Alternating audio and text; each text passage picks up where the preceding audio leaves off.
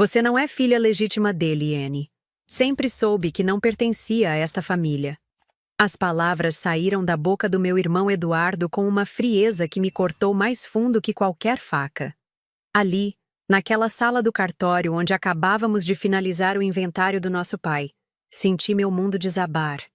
Aos 32 anos, depois de ter gastado R$ 200.000 do meu próprio bolso para quitar todos os custos do processo, ouvi meus 3 irmãos me negarem não apenas o ressarcimento prometido, mas minha própria identidade como filha. Meu nome é Anne, e durante toda a minha vida carreguei o peso de ser diferente naquela casa. Enquanto Eduardo, Marina e Roberto tinham os cabelos escuros e olhos castanhos do papai, eu herdei os cabelos loiros e olhos azuis da minha mãe biológica, uma mulher que morreu quando eu tinha apenas 10 anos. Foi então que papai me trouxe para morar com sua família oficial, onde fui criada ao lado dos outros 3, como se fôssemos todos irmãos de sangue. Durante 22 anos vivi naquela casa como a filha mais velha, assumindo responsabilidades, cuidando dos irmãos menores quando papai viajava a trabalho, ajudando nas decisões importantes. Quando papai ficou doente, fui eu quem deixou meu emprego de gerente em uma multinacional para cuidar dele 24 horas por dia durante os últimos 2 anos de sua vida. Foram 730 dias de dedicação integral, aplicando medicamentos, levando para consultas, organizando toda a sua vida pessoal e empresarial. E agora, 3 meses após seu falecimento, meus irmãos me olhavam com desprezo absoluto. Eduardo, o mais novo, cruzou os braços e repetiu: "Papai teve um caso com sua mãe. Você veio morar conosco por pena, não por direito. Nunca foi registrada oficialmente como filha dele." Marina, sempre a mais calculista, complementou com uma voz doce que escondia veneno: "Anne, querida, você sabe que sempre a amamos como irmã, mas agora precisamos ser práticos. O inventário está pronto, a partilha será feita entre os 3 filhos legítimos. Você pode continuar morando na casa pequena dos fundos, claro." Roberto, que eu ajudei a se formar em medicina pagando suas mensalidades quando papai passou por dificuldades financeiras há 10 anos, apenas acenou concordando. O homem que eu sustentei durante 2 anos agora me negava até mesmo um olhar de reconhecimento.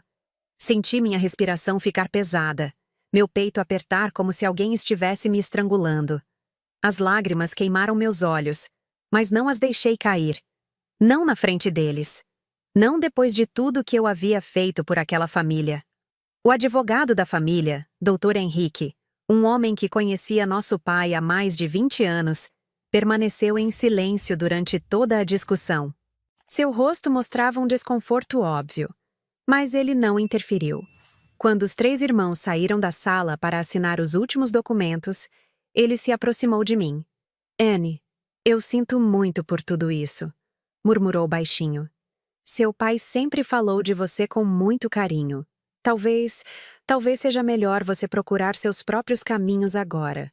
Até ele, que havia presenciado papai me chamar de minha filha mais dedicada inúmeras vezes, agora me tratava como uma estranha. Senti uma raiva surda crescendo em meu peito, uma revolta que jamais havia experimentado antes. Voltei para casa, a mesma casa onde vivi por 22 anos, em completo silêncio. O casarão de 500 metros quadrados que papai construiu nos anos 80 agora pertencia oficialmente aos meus 3 irmãos. Eu teria direito apenas à pequena casa de empregados nos fundos, um espaço de 60 metros quadrados, onde a antiga governanta morava antes de se aposentar. Durante toda aquela noite fiquei acordada, repassando mentalmente cada momento da minha vida naquela família. Lembrei de como cuidei de Marina quando ela teve pneumonia aos 15 anos, passando 3 semanas no hospital ao seu lado, enquanto papai viajava para fechar negócios importantes. Lembrei de como ajudei Eduardo a superar a dependência química aos 20 anos, internando-o numa clínica cara e pagando o tratamento com minhas próprias economias. Lembrei de Roberto, que nunca conseguiu se firmar profissionalmente e sempre recorria a mim quando precisava de dinheiro para suas aventuras empresariais fracassadas. Foi então que uma memória específica veio à minha mente. 3 anos atrás, numa das últimas conversas sérias que tive com papai antes de ele ficar realmente debilitado pela doença, ele me chamou em seu escritório particular. Era uma tarde de domingo, e os outros 3 haviam saído para um almoço em família, do qual, como sempre, eu fui discretamente excluída sob a desculpa de que alguém precisava ficar com papai. Anne, minha filha, ele disse naquele dia, segurando minhas mãos com uma intensidade que me chamou a atenção. Você sabe que sempre foi especial para mim, não sabe? Eu sorri e concordei, achando que era apenas um momento carinhoso entre pai e filha. Mas ele continuou. Existem coisas sobre nossa família que você descobrirá um dia. Coisas importantes que mudaram tudo para mim quando soube delas. Na época, pensei que fossem apenas divagações de um homem já marcado pela idade e pela doença.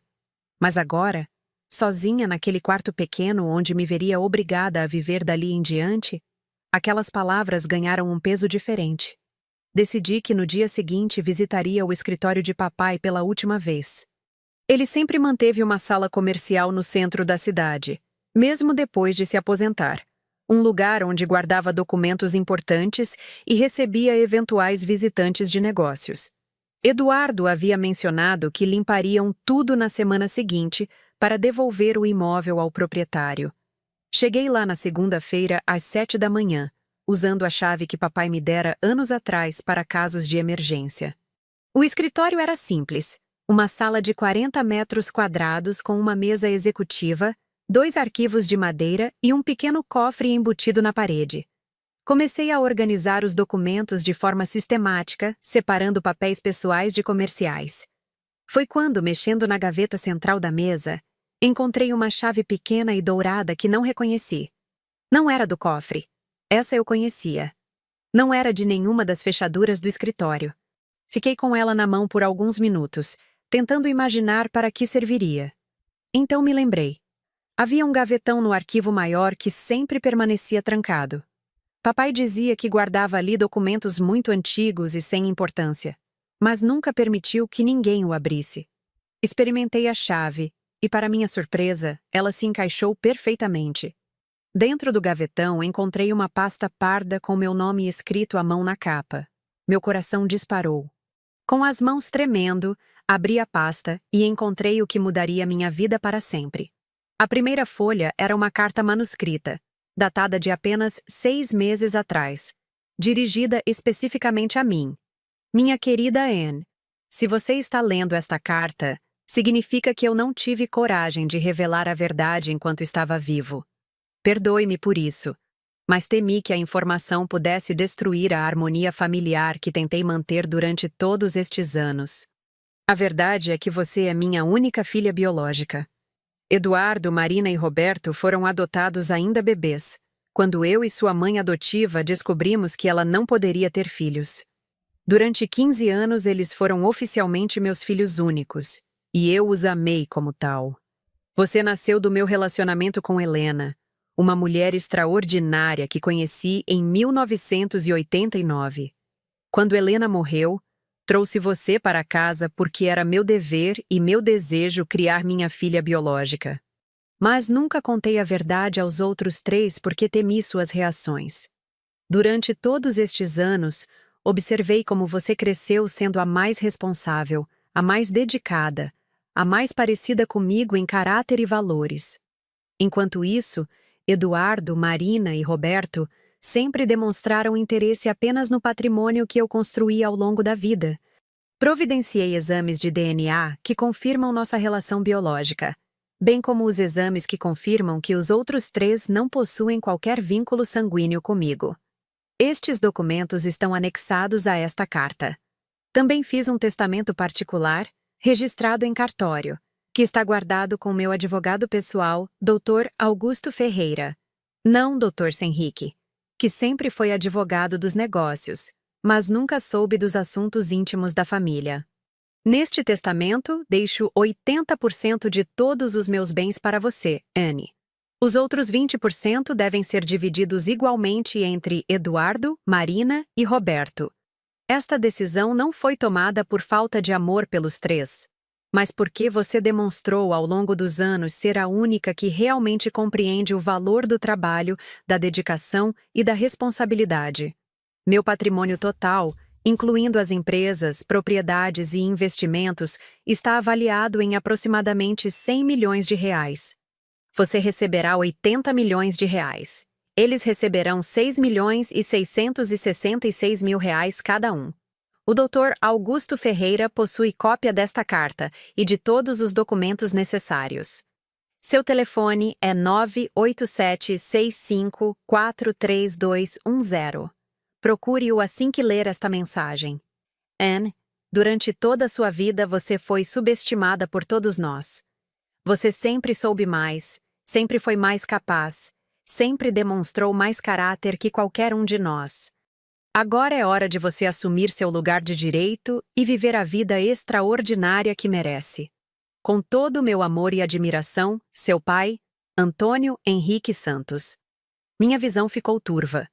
Li a carta 3 vezes seguidas para ter certeza de que não estava sonhando. Depois examinei os documentos anexos. Exames de DNA realizados em laboratório de São Paulo há 8 meses, todos assinados e carimbados. Meu DNA compatível com o de papai em 99,9%. Os DNAs dos outros 3 incompatíveis em todos os marcadores genéticos. Havia também cópias de documentos de adoção dos 3, todos datados de antes do meu nascimento, todos assinados por papai e pela mulher que eu chamei de mãe durante toda a infância, embora ela nunca me tratasse com o mesmo carinho que dedicava aos outros 3. Permaneci sentada naquele escritório por 4 horas, processando as informações. Toda a minha vida havia sido uma mentira construída pelos adultos à minha volta. Eu era a única filha legítima, mas fui criada como se fosse a intrusa. Fui tratada como agregada na minha própria casa. Sustentei financeiramente irmãos que não eram meus irmãos. Dediquei minha juventude a cuidar de pessoas que me viam como inferior. Mas agora, tudo mudaria. Liguei imediatamente para Dr. Augusto Ferreira. Ele me recebeu no mesmo dia, às 2 da tarde. Em seu escritório na região mais nobre da cidade. Era um homem de 60 anos, elegante e sério, que me cumprimentou com respeito assim que mencionei o nome do meu pai. Senhorita Anne, ele disse, indicando uma poltrona de couro em sua sala. Eu estava esperando por esta ligação há 3 meses. Seu pai me deixou instruções muito específicas sobre como proceder após seu falecimento. Ele abriu um arquivo grosso e me mostrou cópias de todos os documentos que eu havia encontrado, além do testamento oficial registrado em cartório. Tudo estava perfeitamente legal e inquestionável. O inventário que seus irmãos fizeram com o Dr. Henrique está tecnicamente incorreto, explicou o Dr. Augusto. Eles não tinham conhecimento da existência deste testamento, então procederam como se houvesse morte sem testamento, dividindo os bens igualmente entre os que consideravam herdeiros legítimos. Mas este documento anula completamente aquele processo. Eu mal conseguia acreditar no que estava ouvindo. Em apenas 3 dias, eu havia passado de filha rejeitada e humilhada para herdeira principal de uma fortuna de 100 milhões de reais. Quando podemos executar o testamento verdadeiro? Perguntei, tentando manter a voz firme. Imediatamente. Já preparei toda a documentação necessária. Basta você assinar alguns papéis e notificaremos os outros interessados sobre a mudança na situação sucessória. Assinei todos os documentos naquela mesma tarde. Doutor, Augusto me explicou que o processo seria rápido, porque meu pai havia deixado tudo muito bem organizado.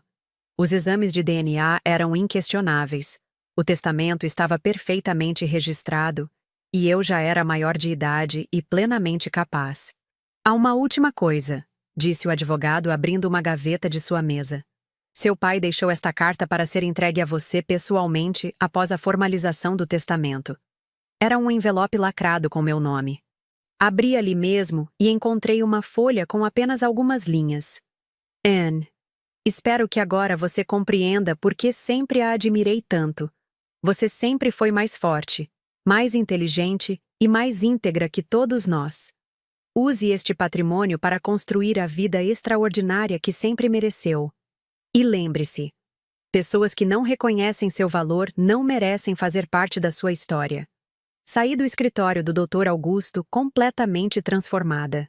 Caminhei pelas ruas do centro da cidade observando tudo com olhos diferentes. Eu não era mais a Anne rejeitada, a filha bastarda que vivia de favor na casa do pai. Eu era Anne Santos, herdeira principal de um império construído durante 40 anos de trabalho. Mas decidi não revelar imediatamente a verdade aos meus irmãos. Queria observar como eles se comportariam nos próximos dias, agora que acreditavam ter me excluído definitivamente da herança. Voltei para casa, minha casa, como agora sabia, e fingi aceitar a situação. Arrumei minhas coisas e me mudei para a pequena casa dos fundos, como eles haviam determinado. Durante 2 semanas, convivi com a nova realidade. Eduardo, Marina e Roberto se instalaram no casarão como novos proprietários, dividindo os cômodos e fazendo planos para reformas caras. Marina trouxe o marido e os 2 filhos pequenos para morar na casa. Eduardo instalou a namorada no quarto principal. Roberto transformou o escritório de papai em um bar particular, onde recebia amigos para jogos de cartas todas as noites. Nenhum deles se preocupou em me ressarcir os R$ 200 mil que eu havia gasto com o inventário. Quando perguntei sobre o dinheiro, Eduardo riu na minha cara. Anne, você pagou aquilo porque quis. Nós nunca pedimos.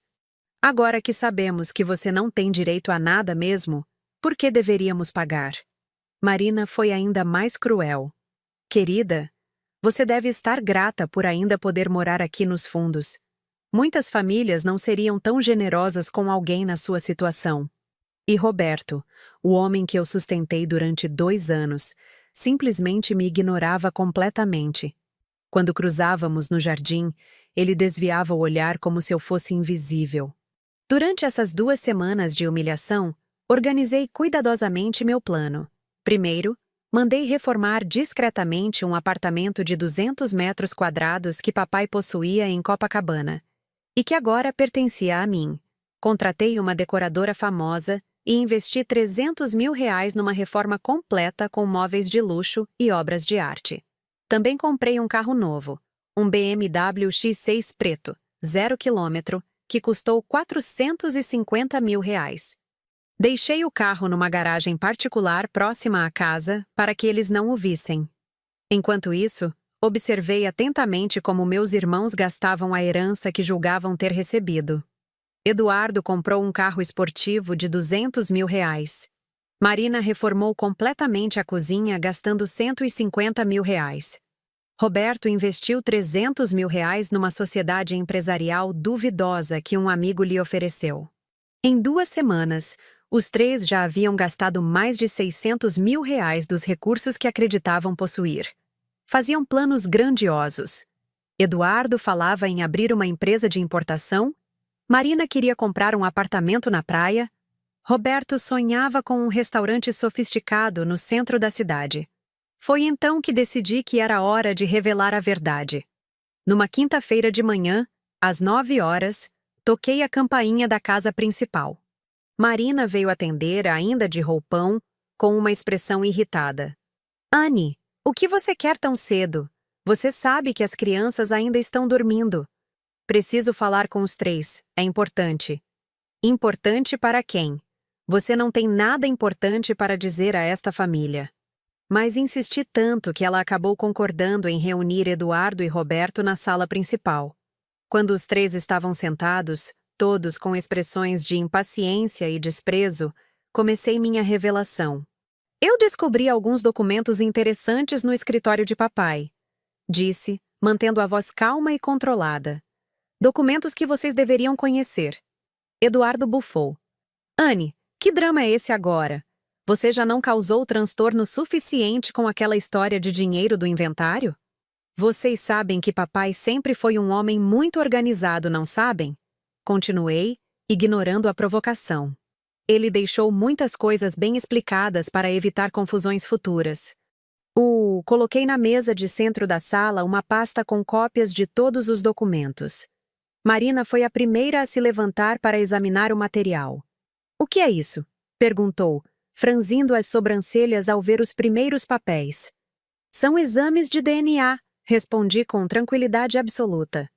Exames que papai fez de todos nós há 8 meses, sem nos contar. O silêncio que se seguiu foi ensurdecedor. Vi Roberto empalidecer enquanto Marina lia os resultados em voz alta. DNA de Anne Santos. Compatibilidade de 99,9% com Antônio Henrique Santos. DNA de Eduardo Santos. Incompatibilidade total. DNA de Marina Santos. Incompatibilidade total. DNA de Roberto Santos. Incompatibilidade total. Eduardo arrancou os papéis das mãos da irmã. Isso não pode estar certo. Somos filhos dele desde bebês. Vocês são filhos adotivos dele desde bebês. Corrigi, apontando para os documentos de adoção na pasta. Eu sou a única filha biológica. Marina começou a tremer. Mas isso não muda nada. Nós fomos registrados como filhos legítimos. Temos os mesmos direitos. Foi então que mostrei a eles o testamento oficial. Roberto leu em voz alta, gaguejando. Deixo 80% de todos os meus bens para minha filha biológica, Anne Santos. Os outros 20% devem ser divididos igualmente entre meus filhos adotivos Eduardo, Marina e Roberto Santos. O documento caiu das mãos dele como se queimasse. Eduardo se levantou de um salto.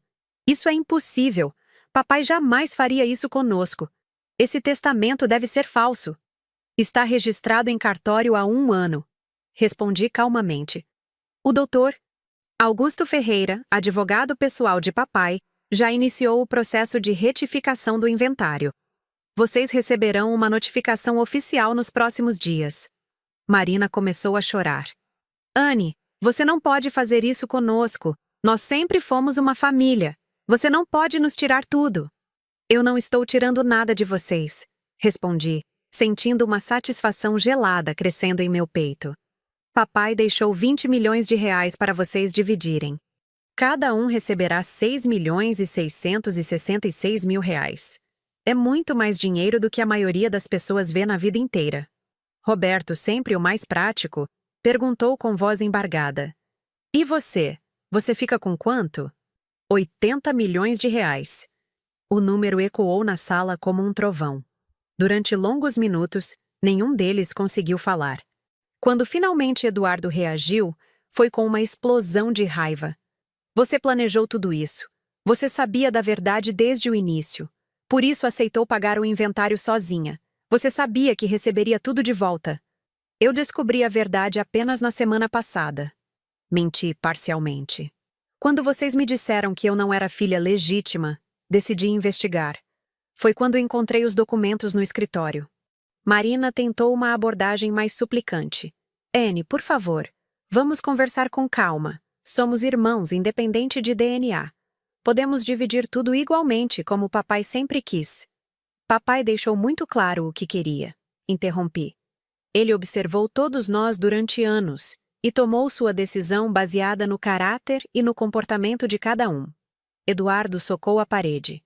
Isso é uma injustiça. Nós crescemos nesta casa. Esta casa é nossa. Esta casa faz parte da herança, respondi friamente. Agora ela pertence a mim. Vocês têm 15 dias para se mudarem.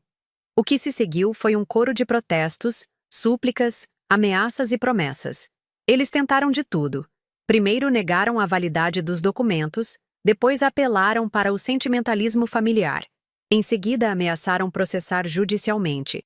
E finalmente prometeram mudanças de comportamento se eu reconsiderasse a situação. Mas eu permaneci inflexível. Durante 22 anos, eu havia sido tratada como cidadã de segunda classe naquela família. Durante 3 meses, eu havia suportado humilhações e desrespeito. Durante 2 semanas, eu havia sido obrigada a viver como empregada na minha própria casa. Agora era minha vez de decidir. Vocês têm 15 dias, repeti. Depois disso, qualquer tentativa de permanecer aqui será considerada invasão de propriedade. Saí da sala deixando os 3 em estado de choque. Voltei para a casinha dos fundos e, pela primeira vez em meses, dormi profundamente. No dia seguinte, recebi a primeira ligação do Dr. Augusto, confirmando que os documentos de retificação do inventário haviam sido protocolados na justiça. Os dias que se seguiram foram uma mistura de drama e comédia. Marina tentou me convencer através de chantagem emocional, lembrando de momentos de infância que supostamente havíamos compartilhado. Eduardo oscilava entre tentativas de intimidação e súplicas desesperadas. Roberto simplesmente desapareceu por 3 dias, voltando completamente bêbado e chorando promessas de mudança. Mas nada me demoveu da decisão. Eu havia aprendido, da forma mais dolorosa possível, que pessoas que não reconhecem seu valor não merecem sua consideração. No 10º dia após a revelação, recebi uma visita inesperada. Era Dr. Henrique, o advogado que havia conduzido o primeiro inventário. Ele parecia constrangido e nervoso. Anne, eu vim aqui para me desculpar, disse ele, recusando meu convite para sentar. Eu sabia da existência do Dr. Augusto e de alguns documentos especiais que seu pai mantinha em sigilo, mas jamais imaginei que fossem tão definitivos. O senhor sabia que eu era filha biológica? Ele assentiu com a cabeça. Seu pai me contou há alguns anos, mas me pediu segredo absoluto. Disse que revelaria a verdade no momento certo. Quando ele morreu sem ter feito isso, presumi que havia desistido da ideia.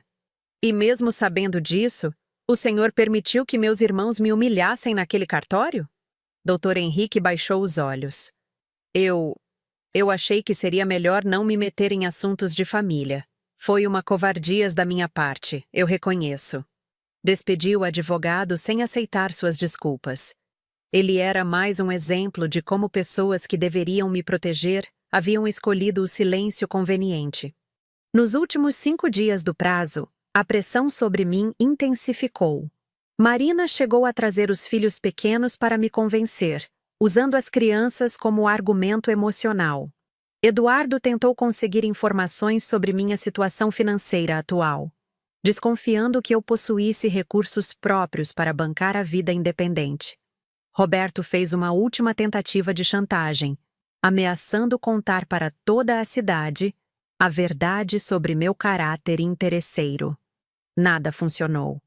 No 15º dia, às 8 da manhã, uma empresa de mudanças chegou à casa. Não para remover as coisas deles, para instalar minhas coisas novas. Enquanto eles assistiam atônitos, operários trouxeram móveis caríssimos, eletrodomésticos de última geração, obras de arte originais e até mesmo um piano de cauda alemão que eu havia comprado 3 dias antes. Como você tem dinheiro para isso? Perguntou Eduardo, vendo um sofá de couro italiano sendo instalado na sala principal. Eu sempre tive dinheiro próprio, respondi simplesmente. Vocês nunca se preocuparam em descobrir o que eu fazia da minha vida além de servi-los. Era verdade. Durante todos os anos que morei naquela casa, eu havia trabalhado, investido e poupado dinheiro sem nunca conversar sobre isso com eles. Quando deixei meu emprego para cuidar de papai, eu já possuía mais de 2 milhões de reais em investimentos, fruto de 15 anos de trabalho dedicado e gestão financeira inteligente. Agora, com 80 milhões de reais sob minha administração, eu era oficialmente uma das mulheres mais ricas da cidade. Às 5 da tarde daquele mesmo dia, Eduardo, Marina e Roberto saíram definitivamente da casa. Levaram apenas roupas pessoais e alguns objetos sem valor. O restante, móveis, decoração, utensílios domésticos, ficou para trás. Eles não tinham onde guardar tanta coisa nos apartamentos alugados para onde se mudaram. Marina foi a última a sair. Na porta, ela se virou para mim uma última vez. Anne, eu sei que você tem razões para estar magoada conosco. Mas somos família. Um dia você vai perceber que dinheiro não é mais importante que laços familiares. Vocês passaram a vida inteira me provando o contrário. Respondi sem alterar o tom de voz. Dinheiro foi exatamente o que os fez me excluírem da família quando pensaram que eu não tinha direito a ele. Ela não conseguiu responder. Saiu carregando uma mala pequena, deixando para trás 22 anos de convivência. Fiquei sozinha na casa pela primeira vez na vida. Caminhei pelos cômodos enormes, observando cada detalhe com olhos de proprietária legítima. O silêncio era absoluto. Mas não me sentia solitária. Sentia-me finalmente livre. Nas semanas seguintes, estabeleci minha nova rotina. Contratei uma administradora financeira para gerenciar meus investimentos. Reformei completamente o escritório de papai, transformando-o numa sala de estudos onde comecei a fazer um MBA em gestão empresarial. Viajei para São Paulo 3 vezes por mês para acompanhar reuniões dos conselhos administrativos das empresas que agora me pertenciam. Descobri que papai havia construído um império muito maior do que eu imaginava. Além das 3 empresas principais, uma construtora, uma distribuidora de alimentos e uma rede de farmácias, ele possuía participações em outras 15 companhias menores, apartamentos de luxo em 5 cidades diferentes e uma carteira de investimentos diversificada que rendia mais de R$ 500 mil por mês. Eu não era apenas rica. Eu era poderosa. Soube por conhecidos em comum que meus irmãos estavam enfrentando dificuldades financeiras sérias. Eduardo descobriu que a empresa de importação em que havia investido era uma pirâmide financeira e perdeu todo o dinheiro. Marina gastou quase toda a sua parte da herança na compra de um apartamento pequeno e agora mal conseguia pagar as prestações. Roberto viu sua sociedade empresarial falir em 3 meses, perdendo não apenas o investimento inicial, mas contraindo dívidas de mais de R$ 100 mil. Os R$ 6.600.000 que cada um havia recebido estavam se esgotando rapidamente. Eles, que nunca haviam aprendido a administrar dinheiro porque sempre contaram com o patrimônio paterno como garantia, não sabiam como fazer recursos durarem ou crescerem. Enquanto isso, minha fortuna aumentava mês a mês.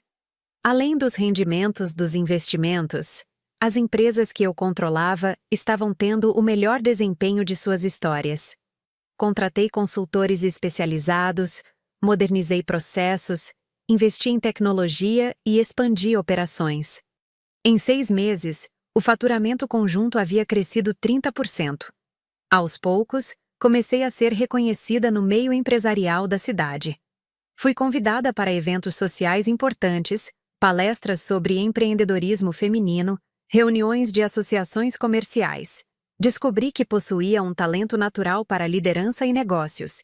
Talentos que haviam permanecido ocultos durante todos os anos em que me limitei a servir minha família. 1 ano após a revelação do testamento, recebi um convite que me encheu de orgulho. A prefeitura queria me homenagear como empresária destaque do ano, por minhas contribuições para a economia local e pela geração de empregos nas empresas que agora administrava.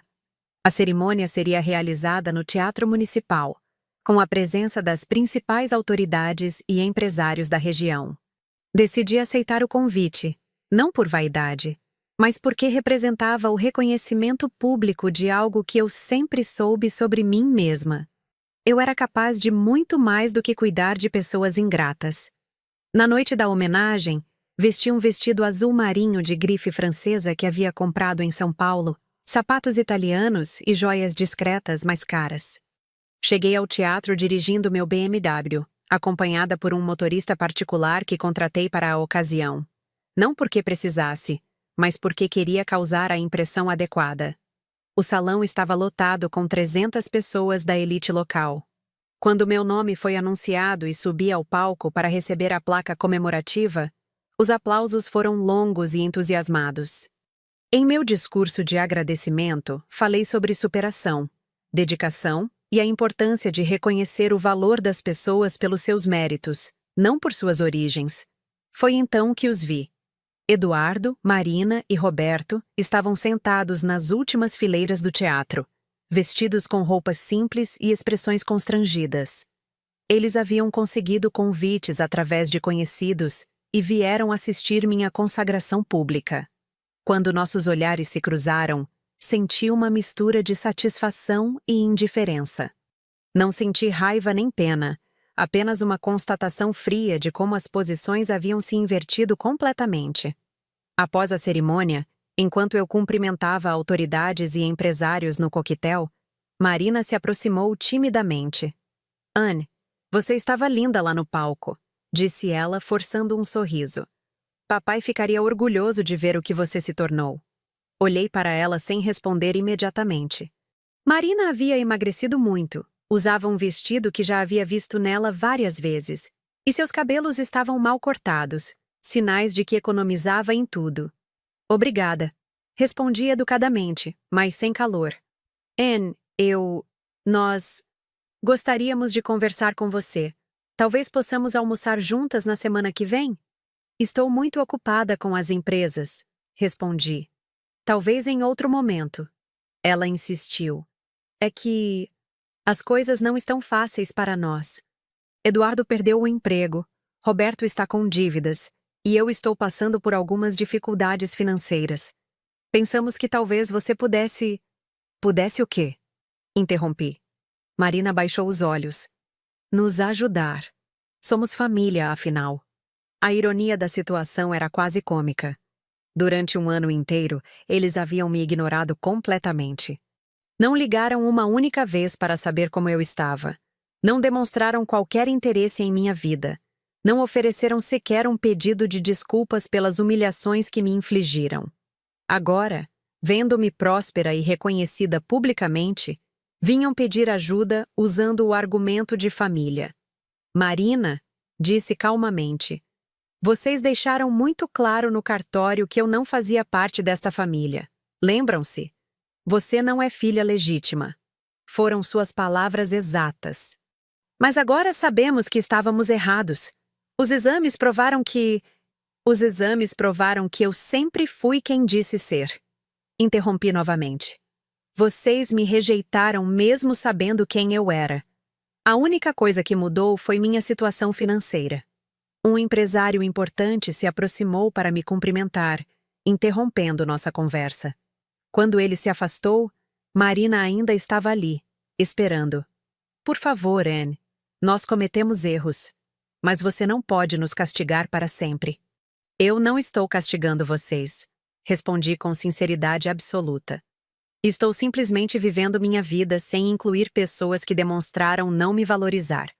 É uma escolha natural, não um castigo. Despedi-me educadamente e me afastei. Durante o resto da noite, evitei qualquer contato adicional com os três. Quando finalmente saí do teatro, às 11 da noite, eles já haviam ido embora. Nos meses seguintes, as tentativas de reaproximação se intensificaram. Eduardo chegou a aparecer na porta da minha casa, pedindo para conversar como irmãos. Roberto enviou cartas manuscritas falando sobre arrependimento e mudança de caráter. Marina usou conhecidos em comum para tentar marcar encontros casuais comigo. Todas as tentativas foram educadamente recusadas. Não porque eu fosse rancorosa ou vingativa, mas porque aprendi a reconhecer interesse genuíno. Eles não queriam minha companhia, meu afeto ou minha amizade. Queriam acesso aos meus recursos. A diferença estava clara em cada abordagem que faziam. Quando me procuravam, nunca perguntavam sobre minha felicidade, meus planos, meus sentimentos. Sempre direcionavam a conversa para suas próprias dificuldades financeiras, suas necessidades urgentes, suas expectativas de que eu os auxiliasse, como família deve fazer. Era exatamente o mesmo padrão de comportamento que haviam demonstrado durante toda a nossa convivência. Eu existia para servir às necessidades deles, nunca o contrário. 2 anos após a revelação do testamento, tomei uma decisão que consolidou definitivamente minha nova vida. Vendi a casa onde crescemos e comprei uma mansão ainda maior numa área nobre da cidade, a 40 quilômetros de distância do bairro onde meus irmãos moravam. A nova casa tinha 800 metros quadrados de área construída, jardim com piscina, quadra de tênis e uma vista espetacular para o mar. Contratei uma equipe completa de funcionários, jardineiro, faxineira, cozinheira e motorista particular. Não porque eu precisasse de tanto luxo, mas porque podia ter, e porque representava simbolicamente minha liberdade total do passado. Na nova casa, estabeleci uma rotina de vida completamente diferente. Acordava às 6 da manhã para exercitar-me na academia particular que instalei no térreo. Às 8, Tomava café da manhã enquanto lia relatórios empresariais e jornais financeiros. Das 9 às 5, trabalhava nas empresas ou em reuniões de investimentos. Às noites, estudava, lia ou recebia amigos em jantares elegantes.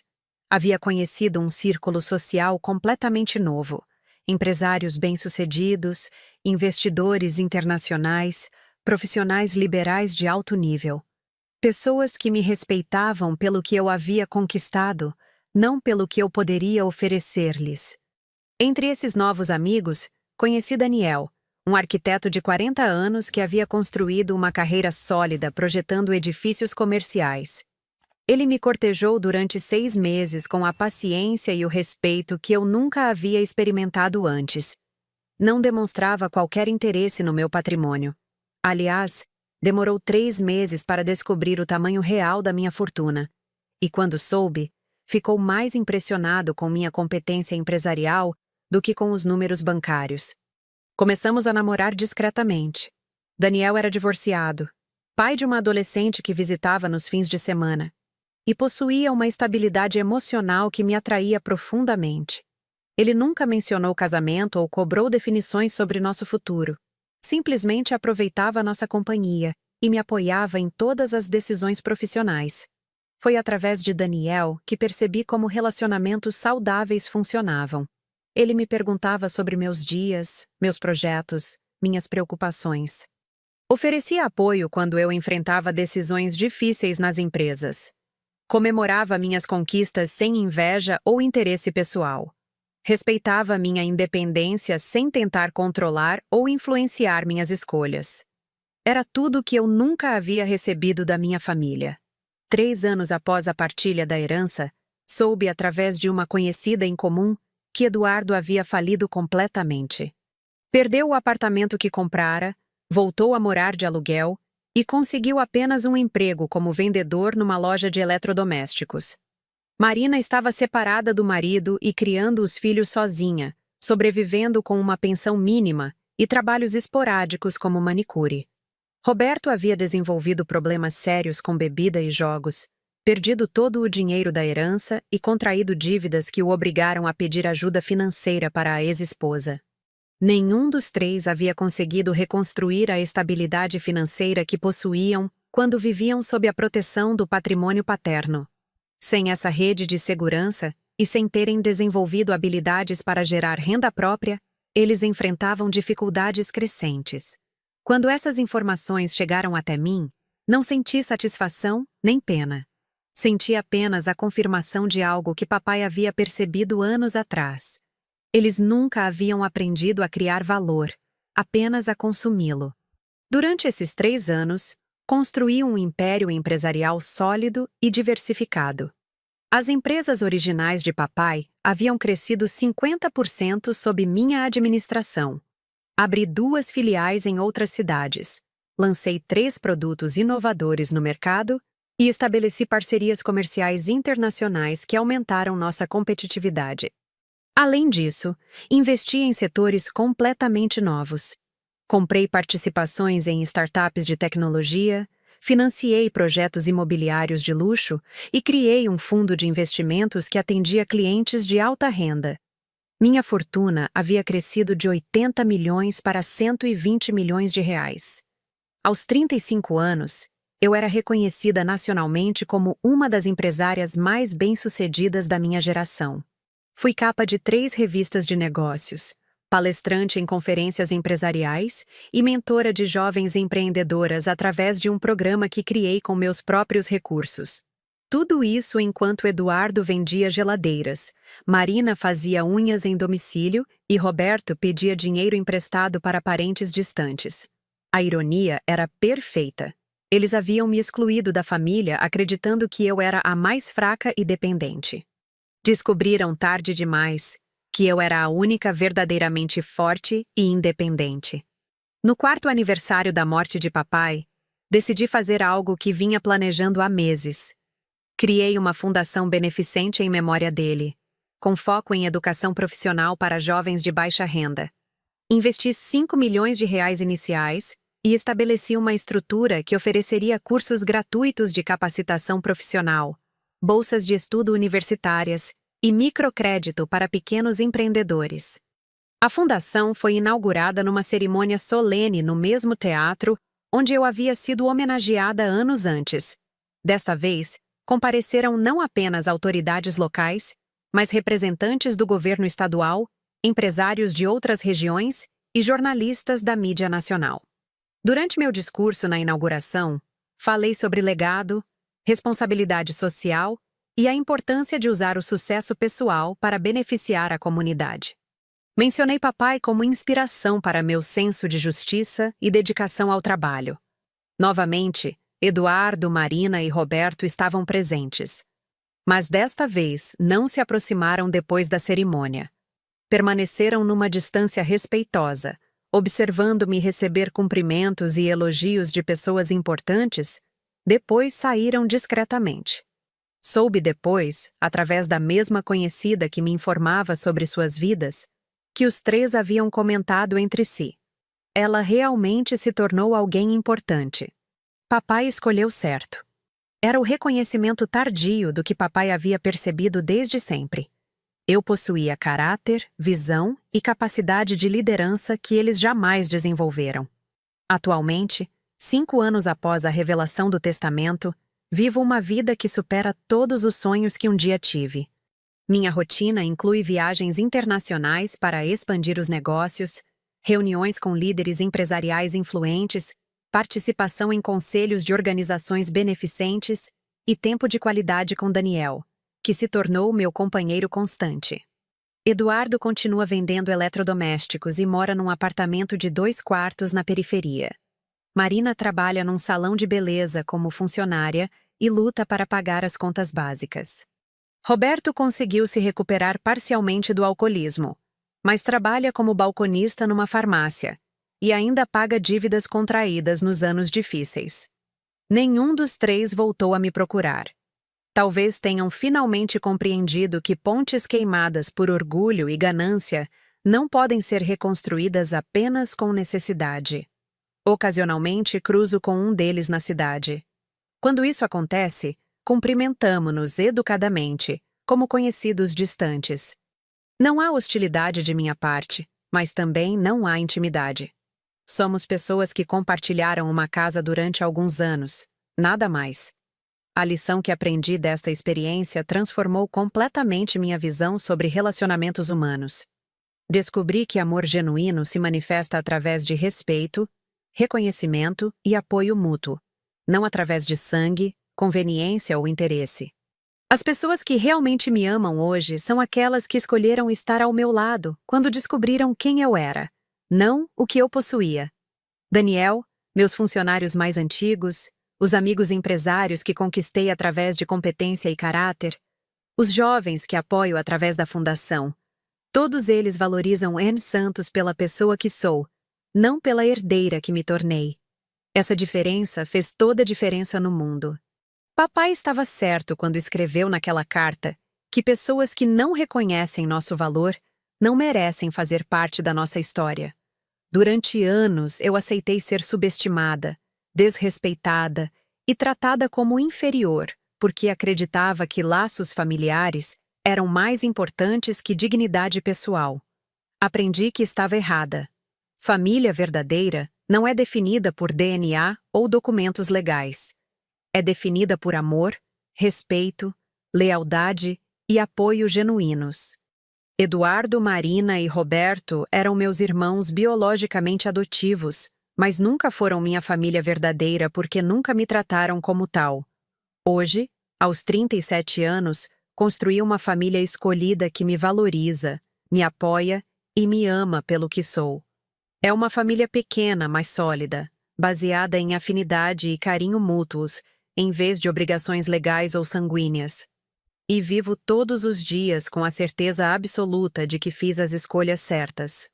Não guardo o rancor do passado, mas também não esqueço as lições que ele me ensinou. Sou uma mulher forte, independente e bem-sucedida porque aprendi a valorizar-me mesmo quando outros não o faziam. A vingança não foi minha motivação, a justiça foi. E a justiça prevaleceu de forma completa e definitiva. Durante estes 5 anos que se passaram desde a revelação do testamento, observei como cada escolha que fiz se mostrou acertada. Enquanto eu crescia profissional e pessoalmente, construindo um legado sólido e relacionamentos saudáveis, meus ex-irmãos permaneceram presos aos mesmos padrões autodestrutivos que sempre os caracterizaram.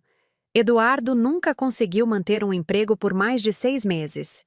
Sua tendência a culpar outros pelos próprios fracassos, a mesma característica que o levou a me humilhar no cartório, continuou sabotando todas suas tentativas de reconstrução. A última informação que tive é que estava trabalhando como entregador de aplicativo, dirigindo um carro velho e morando numa pensão. Marina desenvolveu uma amargura crescente que afastou dela não apenas os poucos amigos que restavam, mas também os próprios filhos. Quando completaram 18 anos, ambos escolheram morar com o pai, cansados dos constantes dramas e reclamações da mãe sobre sua situação financeira. Ela agora vive sozinha, culpando o mundo inteiro, exceto a si mesma, por suas dificuldades. Roberto, após conseguir se livrar do alcoolismo, tentou se reaproximar da ex-esposa e da filha. Mas anos de irresponsabilidade financeira e emocional haviam criado feridas profundas demais para serem curadas facilmente. Ele trabalha honestamente na farmácia, mas vive uma vida solitária, pagando pelas consequências de décadas de escolhas ruins. Observar suas trajetórias me trouxe uma compreensão profunda sobre algo que papai havia entendido muito antes de mim. Caráter se revela não apenas em momentos de abundância, mas principalmente em momentos de escassez e desafio. Quando eles perderam a rede de segurança que o patrimônio paterno oferecia, suas verdadeiras personalidades emergiram completamente. Eles nunca aprenderam a construir, apenas a consumir. Nunca desenvolveram resiliência, apenas dependência. Nunca cultivaram relacionamentos baseados em dar, apenas em receber. E quando a fonte externa de sustentação desapareceu, não possuíam recursos internos para se reerguer. Eu, por outro lado, havia passado toda a minha vida adulta desenvolvendo exatamente essas qualidades que eles negligenciaram. Trabalhei desde os 18 anos, investindo cada centavo que conseguia poupar. Estudei constantemente, sempre buscando aprimorar minhas habilidades profissionais. Construí relacionamentos baseados em reciprocidade e respeito mútuo. Quando a oportunidade de liderar chegou, eu estava preparada. A diferença entre nós não estava no DNA, estava nas escolhas que fizemos ao longo dos anos. Hoje, quando analiso minha trajetória, sinto uma gratidão imensa por tudo o que aconteceu, incluindo as partes mais dolorosas. A humilhação no cartório, as semanas vivendo como empregada na minha própria casa, as tentativas posteriores de manipulação emocional, tudo isso serviu para me mostrar com clareza absoluta quem realmente se importava comigo e quem apenas se importava com o que eu poderia oferecer. Se eles tivessem me aceito e respeitado desde o início, talvez eu nunca tivesse descoberto minha verdadeira força. Talvez tivesse continuado na zona de conforto de ser a filha dedicada que cuida de todos, sem jamais buscar meu próprio potencial. Talvez nunca tivesse me tornado a empresária bem-sucedida, a líder reconhecida, a mulher independente que sou hoje. A rejeição deles me forçou a encontrar meu próprio caminho. E esse caminho se revelou muito mais gratificante do que qualquer vida que eu poderia ter tido como parte daquela família disfuncional. Daniel costuma dizer que minha história é inspiradora porque mostra como podemos transformar as maiores dores em nossos maiores triunfos. Quando ele conheceu os detalhes completos do que aconteceu, sua primeira reação foi de indignação pelo que eu havia sofrido. Mas depois ele compreendeu que, paradoxalmente, aquele sofrimento havia sido essencial para meu crescimento. Se você não tivesse passado por isso, ele me disse numa noite enquanto jantávamos na varanda da nossa casa, talvez nunca tivesse descoberto quem realmente é. Suas qualidades sempre estiveram lá, mas precisavam ser testadas para florescer completamente. Ele tem razão. A adversidade revelou forças que eu nem sabia possuir. A necessidade de me defender sozinha me ensinou a confiar na minha própria capacidade de julgamento. A experiência de ser subestimada me deu determinação para provar meu valor através de ações, não de palavras. A dor da rejeição familiar me ensinou a valorizar relacionamentos genuínos e a não aceitar migalhas emocionais de ninguém. Todas essas lições se tornaram a base do meu sucesso não apenas nos negócios, mas na vida como um todo. A fundação que criei em memória de papai já ajudou mais de 500 jovens a conseguir capacitação profissional e oportunidades de trabalho. Várias das empresas que apoiei através do programa de microcrédito se tornaram negócios prósperos que hoje geram empregos para outras pessoas. O impacto positivo que consigo causar na vida de outras pessoas me dá uma satisfação que nenhuma quantia de dinheiro poderia proporcionar. Eduardo, Marina e Roberto receberam 6.600.000 reais cada um. Mais dinheiro do que a maioria das pessoas ganha em uma vida inteira. Mas desperdiçaram tudo porque nunca aprenderam que riqueza verdadeira não está no que você possui, mas no que você é capaz de criar e manter. Eu recebi 80 milhões de reais e transformei isso em 120 milhões. Não apenas através de investimentos inteligentes, mas através de trabalho árduo e visão estratégica.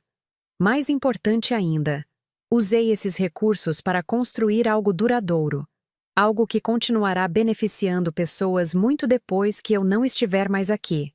Essa é a diferença entre quem tem mentalidade de herdeiro e quem tem mentalidade de construtor. Papai sabia exatamente o que estava fazendo quando distribuiu a herança da forma que fez. Ele não estava apenas recompensando meu cuidado e dedicação durante sua doença. Estava investindo no futuro do legado que havia construído. Ele sabia que em minhas mãos, aquele patrimônio cresceria e se multiplicaria, enquanto nas mãos dos outros 3, seria simplesmente consumido até desaparecer. Os números provaram que ele estava certo. Às vezes me pergunto se Eduardo, Marina e Roberto já entenderam completamente as lições que suas próprias experiências tentaram lhes ensinar. Se já perceberam que o problema nunca foi comigo, mas com as atitudes e escolhas que fizeram ao longo da vida. Se já compreenderam que poderiam ter tido destinos completamente diferentes se tivessem desenvolvido caráter, disciplina e visão de longo prazo. Mas essa não é mais minha responsabilidade. Durante décadas tentei ajudá-los, orientá-los, apoiá-los em suas dificuldades. Agora, eles precisam encontrar seus próprios caminhos para o crescimento, se é que ainda estão dispostos a crescer. Meu foco está inteiramente voltado para o futuro que continuo construindo a cada dia. Um futuro baseado em propósito, não apenas em lucro. Em relacionamentos genuínos, não apenas em conveniência. Em contribuição para o mundo, não apenas em acumulação pessoal. Este ano, completarei 40 anos de idade. Daniel e eu estamos conversando sobre casamento. Não por pressão social ou por necessidade, mas porque encontramos um no outro um parceiro verdadeiro para os sonhos que queremos realizar juntos. Estamos planejando expandir a fundação para outras cidades, criar um instituto de pesquisa sobre empreendedorismo social e talvez, no futuro, formar uma família própria. São planos construídos sobre bases sólidas de amor, respeito mútuo e propósitos compartilhados. Exatamente o oposto do que eu vivenciei durante tantos anos com pessoas que se diziam minha família. A vida me ensinou que podemos escolher nossa família verdadeira. Podemos escolher com quem compartilhar nossos sucessos e fracassos, nossos sonhos e medos, nosso tempo e nossa energia. E essas escolhas definem não apenas nossa felicidade, mas nosso próprio caráter. Escolhi cercar-me de pessoas que me valorizam, me desafiam a crescer e me apoiam incondicionalmente. Escolhi construir relacionamentos baseados em reciprocidade, honestidade e carinho genuíno.